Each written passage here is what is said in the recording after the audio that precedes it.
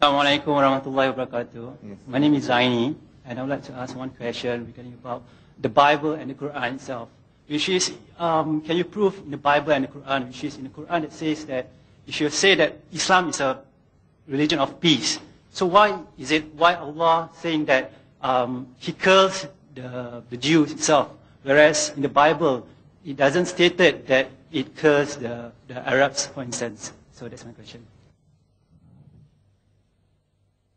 Brother asked a question that as compared to Quran and Bible, in the Quran, he says that Allah subhanahu wa ta'ala curses the Jews.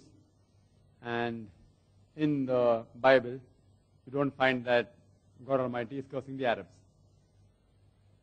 Whether, if you analyze and read the Quran, that suppose anyone makes a mistake, it's the duty of the teacher to correct that person.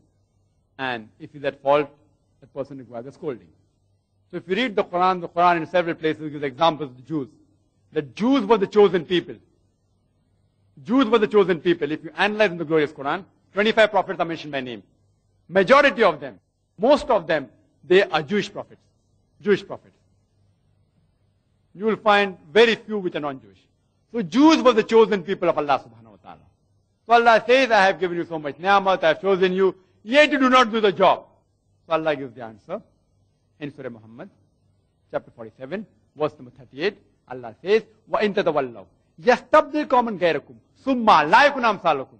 If you do not do the job, Allah will substitute in your place another people. ثُمَّ لَا يَكُنْ أَمْثَالَكُمْ. And they will not be like you. So Allah says, the Jews were the chosen people. They didn't do the job. Allah said, you go out and bring the other people.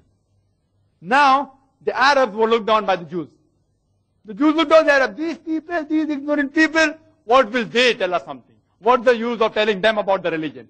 So Allah says, those who you look down upon, Allah makes those people to sit on your head. And Arabs, which are ignorant people, Allah by the revelation of the Quran made them the torchbearers. So, those who do not follow the instruction, Allah says, don't be like them. Allah says, woe to the scandalmonger. Allah doesn't only curses the Jews, Allah curses all the people who are wrong. Like for example, Surah Humazah, chapter 104, verse number 1. وَيْلُلْ لِكُلِّ هُمَزَةٍ لُمَزَةٍ. Woe to every kind of scandalmonger and backbiter, irrespective of whichever religion he follows. Even if he's so-called Muslim, if he backbites, Allah says, woe to them, curse them. Anyone who doesn't follow Allah's commandment, abstains and goes against Allah's commandment, Allah doesn't like them. The question is, why didn't God Almighty in the Bible curse the Arabs? Because when the Injil was being revealed, Injil is the Wahi which was given to Isa alayhi salam, and Torah is the Wahi which we believe, which was given to Musa alayhi salam. The present Bible is not the Torah or the Injil which we believe in. It's not in original form. But whatever form it's in, yet at that time, the Arabs were not the chosen people. So when Arabs were not the chosen people, how can He curse them? How can God curse them? For example, I'm a teacher, and I've taught 100 people, of people living in Bombay, and suppose, if you don't know subject well, how can I come and curse the Singaporeans? You are not those people who are attending my class.